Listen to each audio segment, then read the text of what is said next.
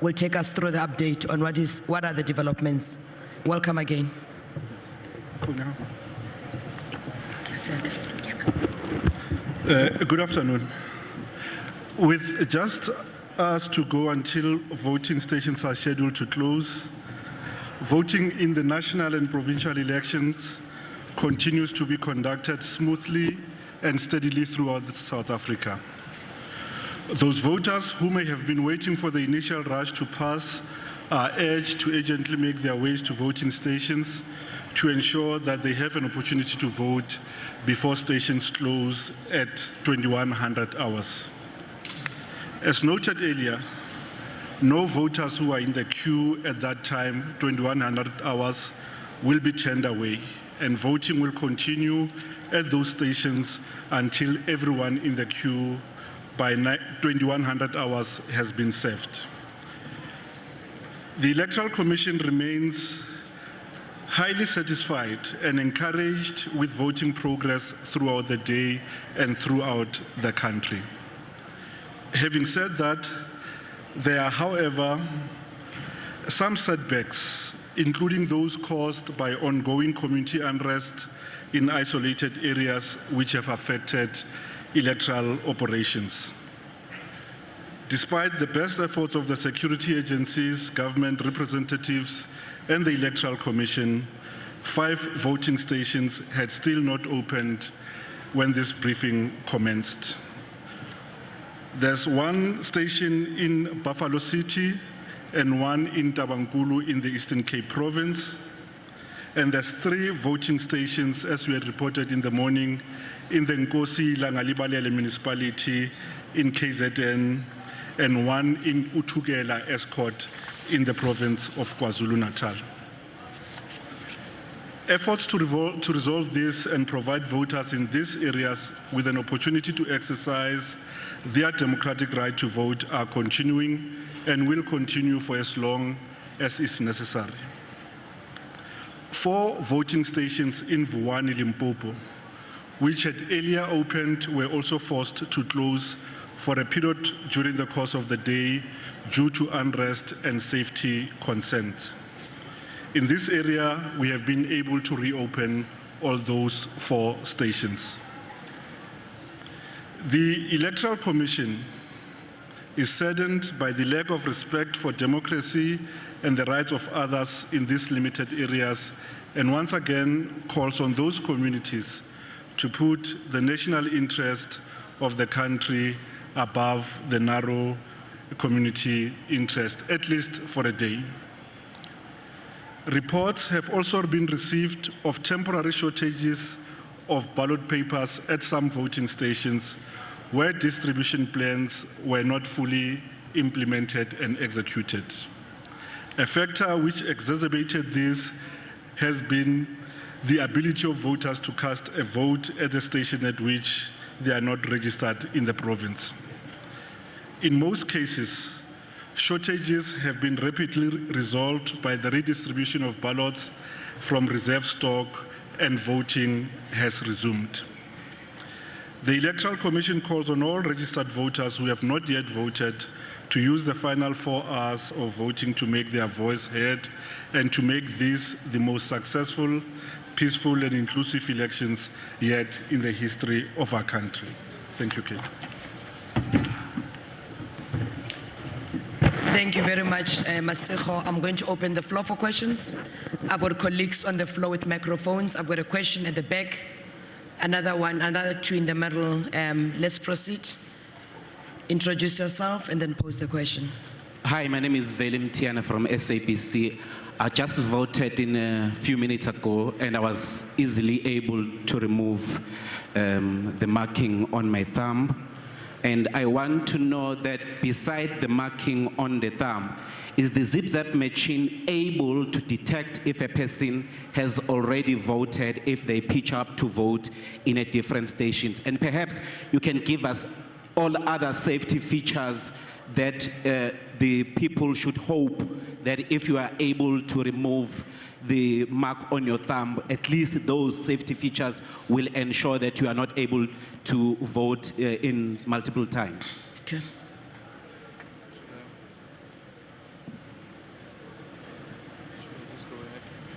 Okay, can I go ahead? Yes, proceed please. Good afternoon, Aldrin St-Pierre here. Just quickly want to find out, with regards to the polling stations that had not opened in time by 7 o'clock, has there been any resolution in terms of extending the voting hours at those stations, and has any political party made a proposal that there be an additional day for voting? Hi. Good evening. My name is Thabo Makutwani.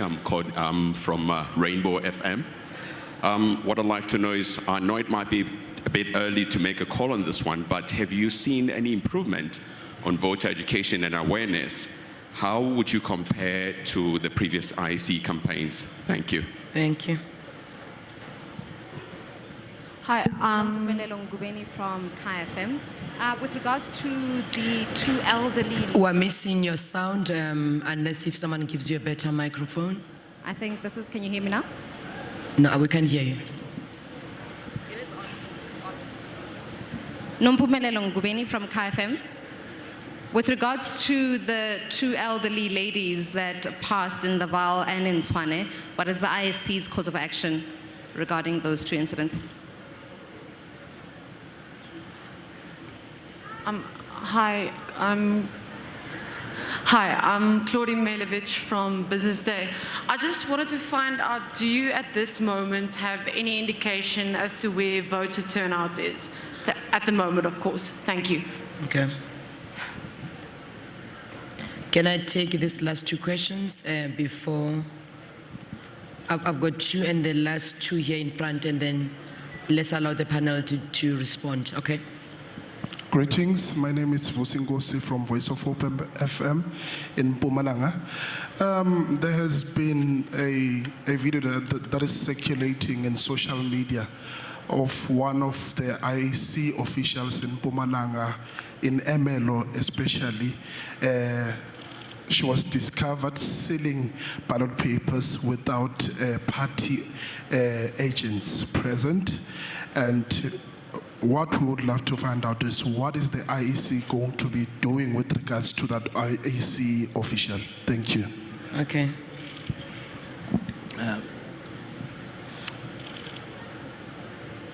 Hi, Veronica from Voice of Vets. I heard that the IEC convened a meeting in Limpopo with certain political party leaders. Is this true, and what was said, if it is true? Hi, my name is Clement Mangetela from Eyewitness News. I would like the commissioners to elaborate on the objections that have been raised, about 5 of them that you mentioned earlier. What do they entail? Thank you. Okay. Take the last one.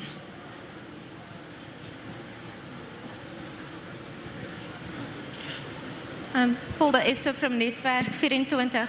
I just want to know, just for clarity, can you tell us which polling stations haven't opened at all today and where they are? Thanks. Okay, thank you. All right, let me allow, okay. See you.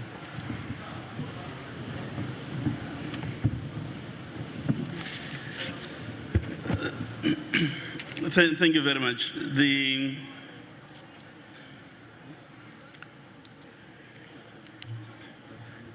Yes, we've received reports of ink being cleared off.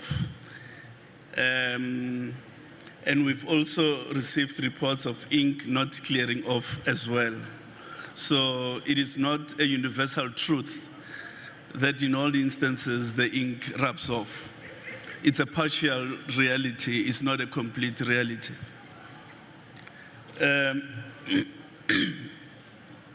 Excuse me. Now, the zip is not connected to a live network. It's operating as a separate local machine and not connected to any network. The intention of the use of the zip is to facilitate the voting process at a specific voting station, i.e. placing the sequential number of the voter on the voter's roll on the one hand, and secondly, assisting with the administration of the Section 24A voting process, which is voting outside of one's voting district of registration. Now, if there are people who are attempting to double vote, that is a fraudulent activity. And it's one which the Commission will not countenance. And to that extent, if there's any evidence of anyone having attempted or having factually voted twice, would want those people immediately prosecuted. So we'd want details of those people so that we may institute prosecutions against them. Because we cannot allow a situation where people are allowed to vote twice.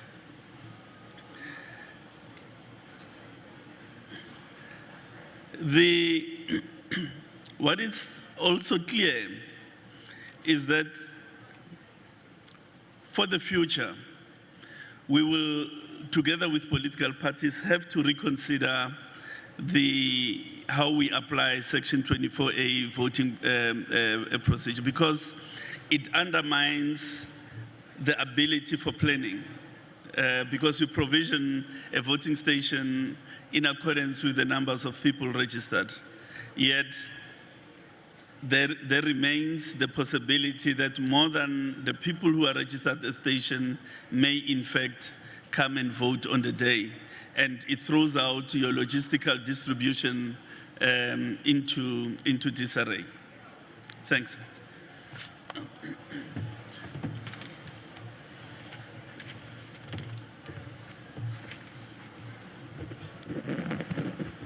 The stations that have not opened or did open late, we will keep those stations open if there are people on the queue by 2100 hours.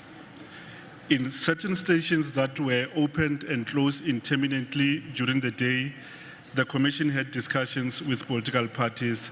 They have retreated to consider the options, and they will make a pronouncement as it relates to those very few isolated stations where voting was interrupted for prolonged periods of time. The question that relates to voter education and how it compares to previous elections. We do research periodically, and after this election, we will release the research outputs that we've done in interaction with voters. But key pointers is that our electoral system is very simple. You vote on 2 ballots, you vote on a closed party list, and therefore should not visit a lot of hardship on the part of a voter. A separate issue may be the size of the ballot paper for these elections. The ballot paper has grown threefold from 1999. In the morning at the first press conference, the CEO passed the commiserations with the family of a voter who had passed on in Tshwane.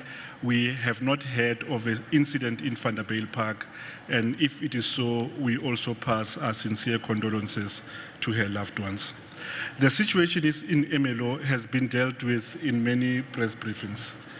We have verified that nothing untoward happened in those ballot papers, but because we look dimly at situations that detract from our standard operation procedure, we have had to relieve the area manager and the presiding officer at that station of duty.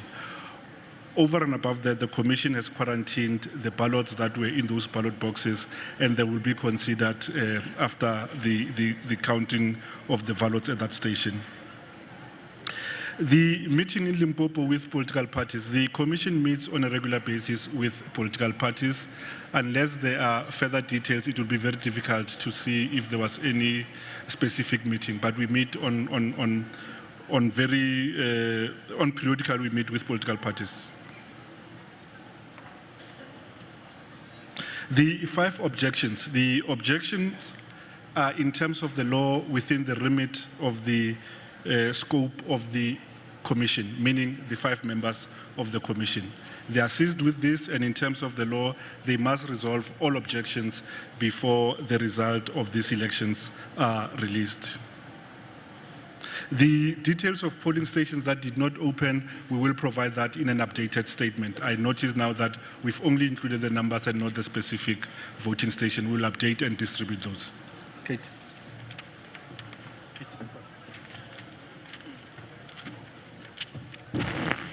Ladies and gentlemen, thank you very much. This brings the briefing to an end.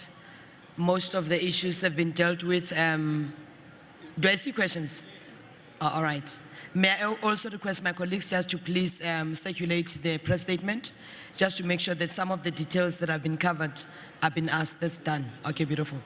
CEO Mazatek, let me take the last 2 hands at the back. Okay, I've got last 2 hands. Hi, All right. Shahan from ENCA. I have 2 questions. Firstly, in our 6th democratic election, how do you stand here and say at 5 o'clock, 5 voting stations have not opened? Why are you comfortable with that? How is it going to impact on elections and people's democratic right? Secondly, we have reporters across the country. In Pretoria, there was 1 scanner there this morning, 2 now, 20,000 people expected to vote there. What's being done? You got 1 more scanner to that voting station in the past couple of hours. Is that good enough? And why do journalists and citizens in the Eastern Cape, where tents have been blown away, have to direct people to a makeshift voting station? What's happened to your highly trained staff? Okay, let's proceed. Good afternoon. My name is Asarin Lovo, and I'm from Capital Live. I just want to get clarity from my earlier question on the previous briefing about those voters that voted with a single ballot, meaning they only voted either with the provincial ballot or the national ballot. What is it that you have found now that you can tell us regarding that, as I think it's 5 hours from that incident? Number 2, there are political party agents that were retained. They are not allowed to come in voting stations with information that they are using old forms. And those forms, they claim that were distributed by the IEC.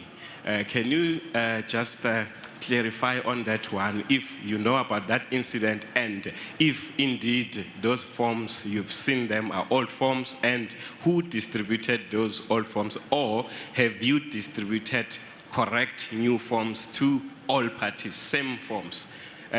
Specifically, the parties that were involved in this were at polling stations in Klerksdorp. Our reporter told us that the UDM is one of those parties that were retained there. Thank you. Okay. Can I just do the back and then wrap up in the front, the last one? I don't know if I did get the answer I was looking for. Okay. Beside the marking of the thumb, so it is clear that there are no other safety features that would ensure that a voter does not vote multiple times, and that's a problem. Okay.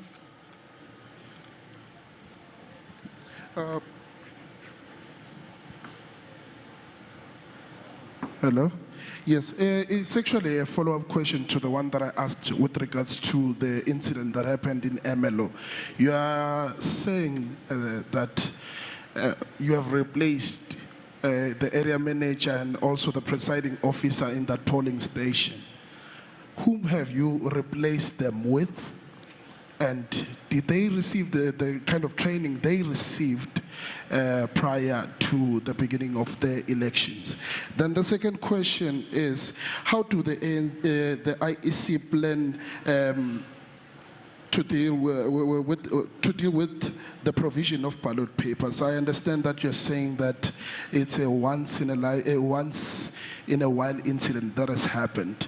But what I would love to know is that isn't there going to be any ballot paper shortages on behalf of the IEC in future, and also irregularities as well?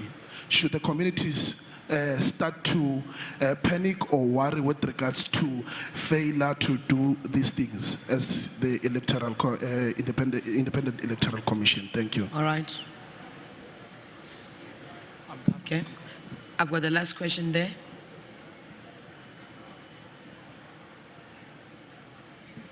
Hi, Genevieve Quintal from the Business Day. I want to reiterate my colleague's question. At this stage, what is voter turnout looking like? We've had bad weather across the country. Surely at this stage, I know you can't tell us exactly what it is, but more or less, where are we on voter turnout? Thank you. Thank you very much.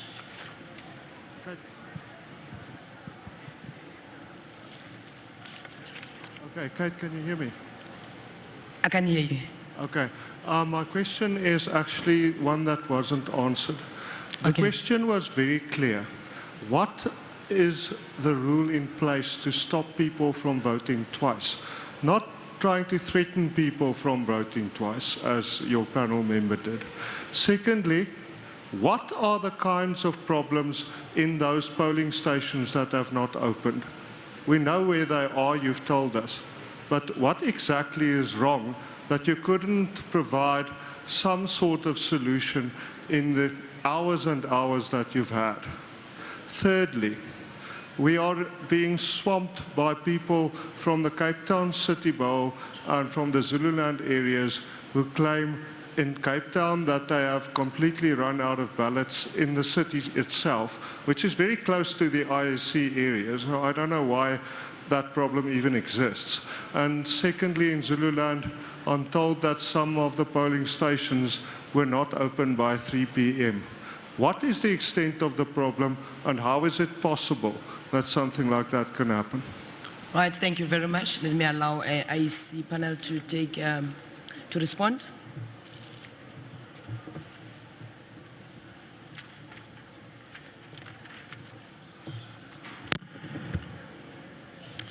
Indeed, we've had shortages of ballots in a number of stations, including the Cape Town City Bowl.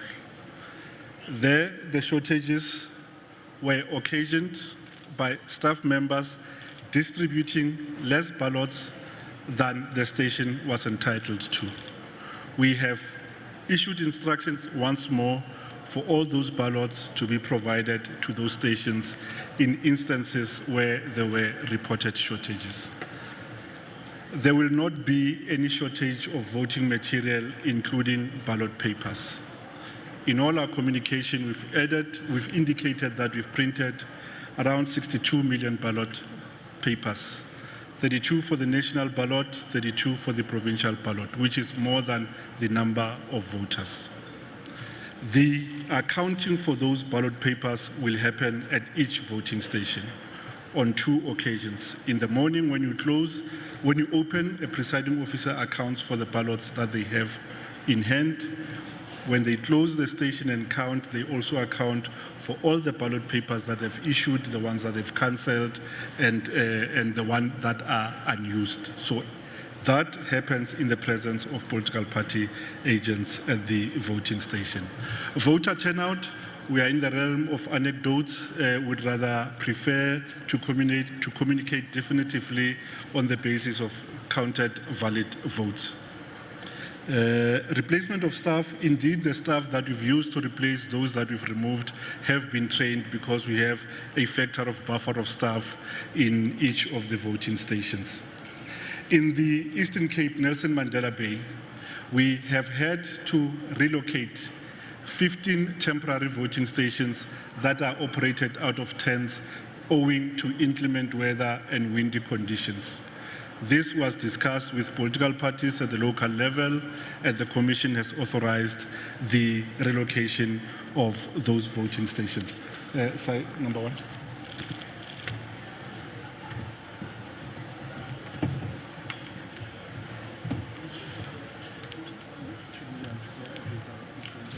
Okay. The 6 years, 25 years into democracy, we have communities that are unhappy about certain service delivery issues, and they are protesting. And they've caused stations to open and close at a point. So those are the reasons behind the reason why not all stations have opened. So we are working together with the security agencies to ensure that the property of people, the bodily integrity of people are preserved in those communities. And as soon as we've restored calm in those areas, those voting stations will open.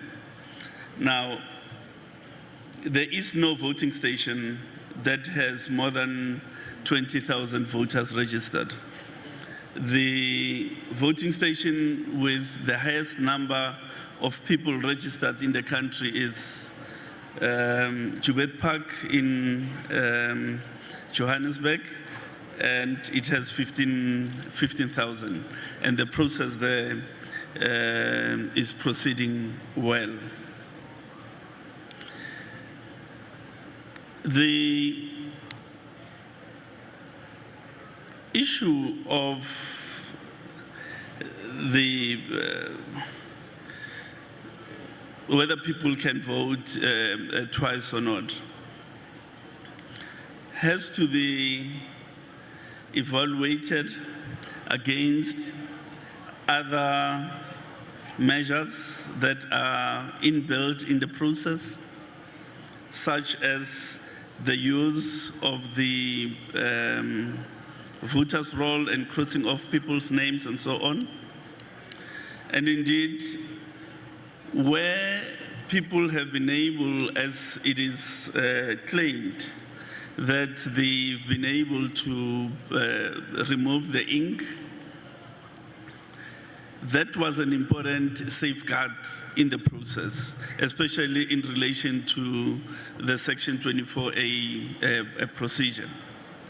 Now, we are aware as the Commission that there's been attempts by many people to consciously and actively remove their ink on the thumbs,